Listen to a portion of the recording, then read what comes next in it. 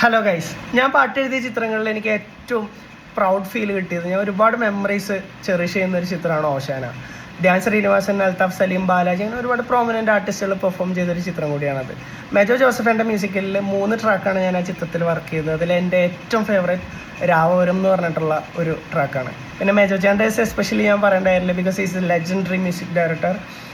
Notebook മുതൽ അങ്ങോട്ട്, notebook, cycle, traffic, care of Sairabanu, law point, so much of movies, he's a legend.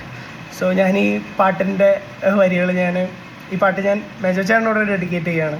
So പാട്ട് ഞാൻ കുറച്ച് വരികൾ പാടാം.